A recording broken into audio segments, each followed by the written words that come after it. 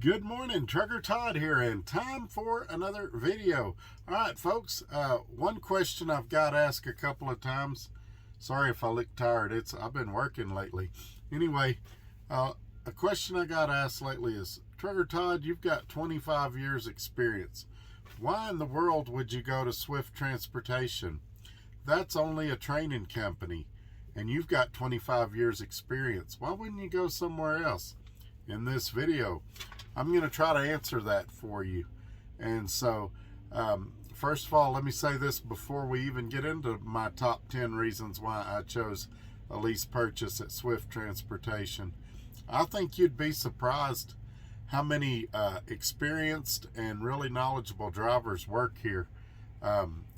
There's a Facebook, or not a Facebook, there's a YouTube group that comes out once a week with a video called Swift Contractors Corner.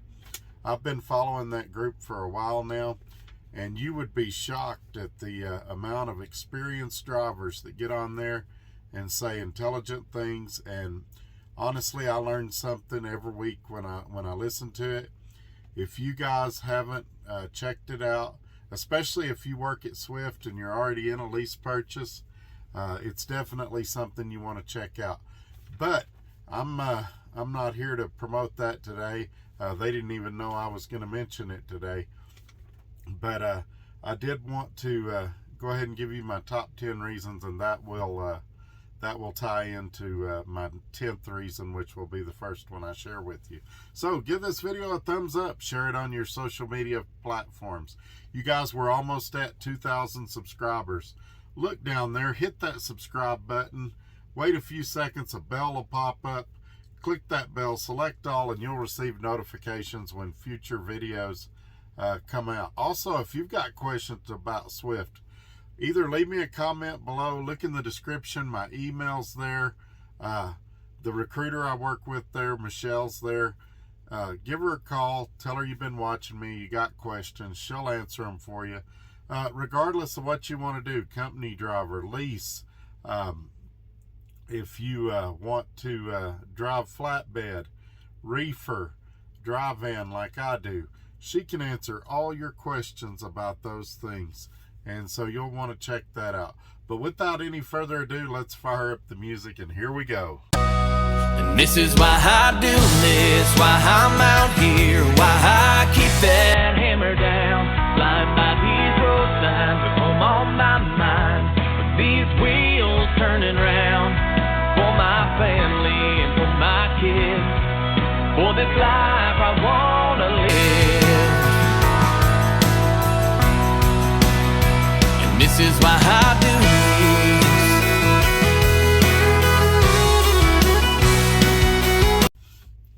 this. All right, we're back. Let's just jump right in. Let's go with number 10. Number 10 was, I had a friend that was working here, or is still working here. He's super happy. He kept telling me how great it was. He's making great money. On a terrible week, he makes about $1,800 take home. On an average week, he's usually about $2,500. And he's even had a few weeks where he took home around $3,400. Now, I was skeptical. Don't think I wasn't. And so he sent me reports and stuff where I could see his numbers and made a believer out of me. Now, why did I mention Swift Contractor Corner a minute ago? Because it was full of drivers that seemed really happy here, knowledgeable. I didn't see any goofballs like what you see on Bonehead Truckers every week, another YouTube channel. And we're going to talk about that on Monday, so I hope y'all will join me for that as well. It's just, even when I come to the terminals, I've now been to 3 terminals, you don't hear drivers in their belly aching and moaning, this place stinks, blah, blah, blah. I'm sure there's a few of them out there, but I've seen a lot of positive, upbeat people that were really happy to be here and that loved what they're doing. And so that's definitely reassuring. All right, number 9, continuing with that Contractors Corner theme. The thing that drew me into them was I was watching one of their deals. Somebody, well, actually the guy that I told you works here that was doing so good, I don't have permission to use his name, so I'm not going to use his name in this video. He says, hey, have you ever checked out this Swift Contractors Corner guy? And I said, no, but I'll go check him out. And I'm on there, and the VP of Owner Operators is on there, and drivers are messaging in, and they're saying things like, hey, the navigation on my ELD doesn't work properly. It does circles. And instead of him saying, yeah, we'll look into it, and blowing them off, he took a real interest. He took notes. And he's like, I'm going to get on this right now. Matter of fact, at one point he said, you know what, I'm going to send an email right now. And during the video, while they were filming, he was sending an email.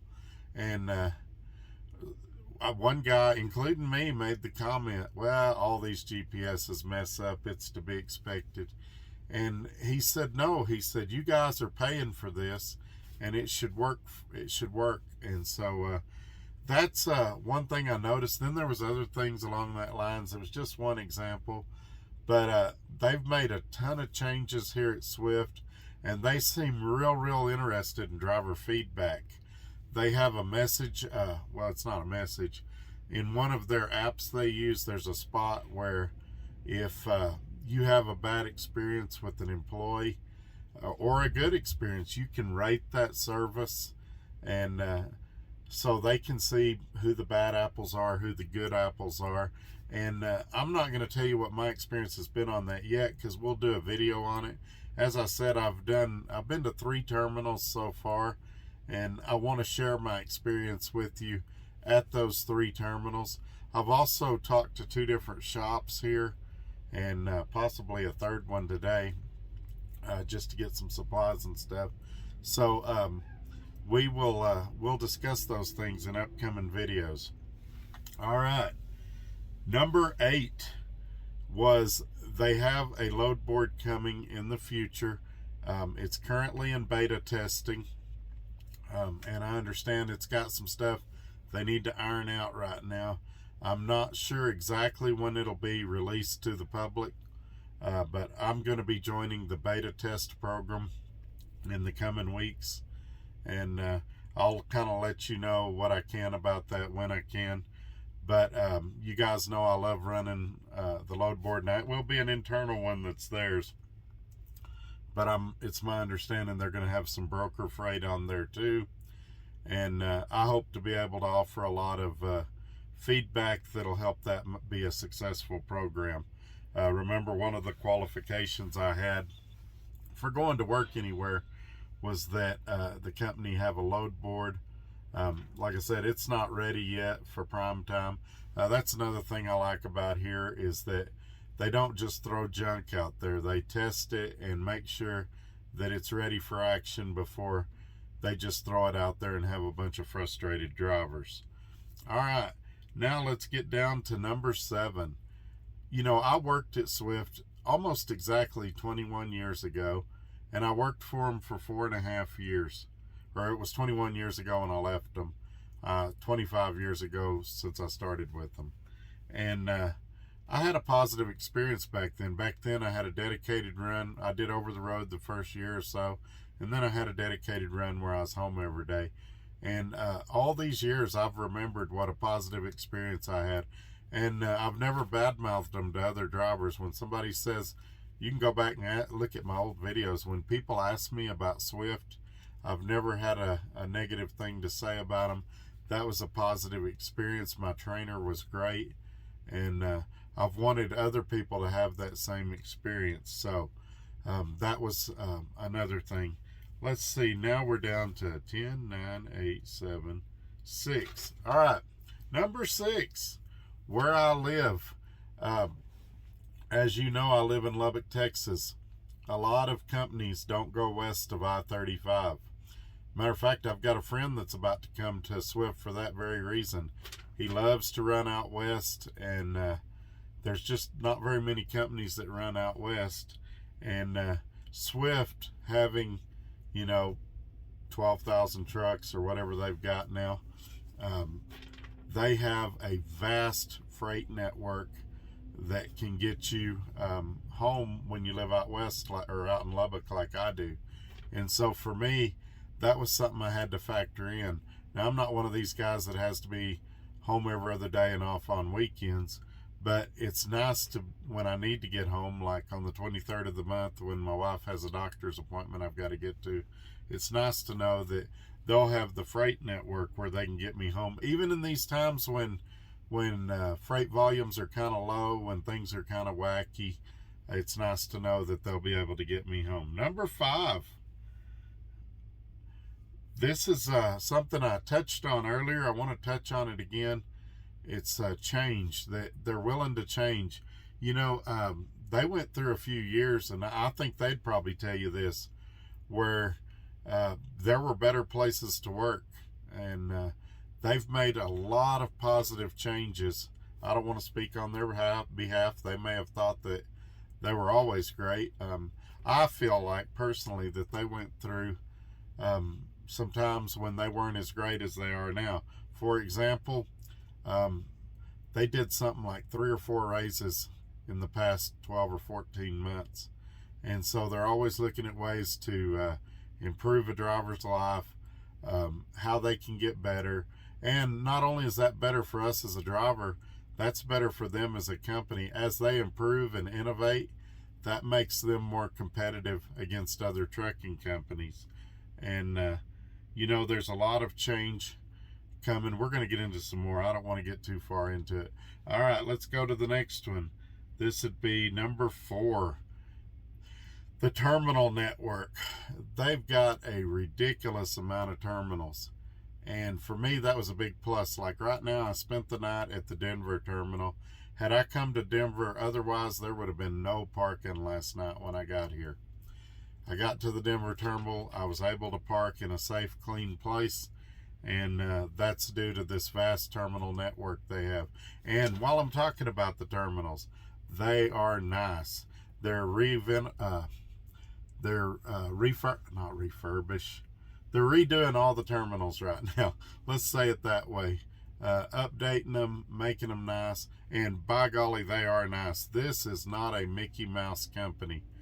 Like I said, we're not going to talk a lot about the shop today, but trust me, there's a video coming where I'm going to talk about their service department. The driver's lounges are super nice, and so that was definitely a plus. I told them I don't mind running the Northeast here because my big problem was that I'd get up there and it'd be impossible to find parking. I'd have to pay for parking. But they've got so many terminals that I feel like a lot of times I'd be able to park at a terminal and not have to worry. And so that's a big deal. And also I want to talk about the next one. Number 3 is their shops. Top-notch facilities that can do a lot of warranty work. And so that's something to consider. Also, when you consider the shops, you've also got to consider their network. Being as large as they are, tires, maintenance, repairs, things like that, their buying power is going to help a lot. And that's especially important when the supply chain's like it is right now. Parts availability and things like that are going to be they're gonna be the nail that sticks up the highest. These manufacturers of trucks, these truck manufacturers, they're going to want to keep Swift happy because Swift buys so many trucks from them every year, honestly. And so the shops and their network and buying power was another big factor. Number 2, the equipment. I think you could tell I didn't want a Freightliner. You guys knew that. But when I started thinking about it, and I did a whole video about that, you can go back and check that out. Their equipment was all top notch. I didn't see, and I mean, they refurbished them. Even the used trucks look really nice, had professional details. They stay up on their maintenance. I've mentioned their safer score in the past, and we're going to talk a lot more about it on the Monday's video when I talk about bonehead truckers.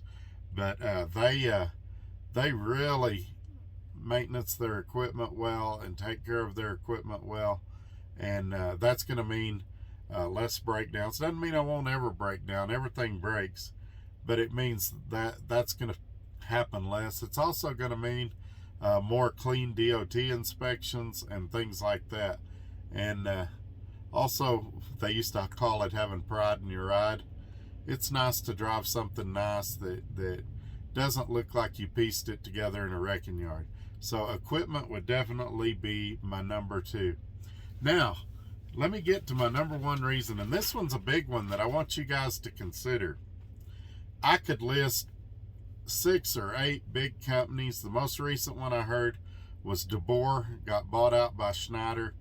A lot of these small and medium-sized companies are really struggling right now because of fuel prices, because of supply chain issues, trucks breaking down and not being able to get parts, because of capacity, not as many loads as what they were. And the loads that are there are not paying as well, especially companies that are running the spot markets right now.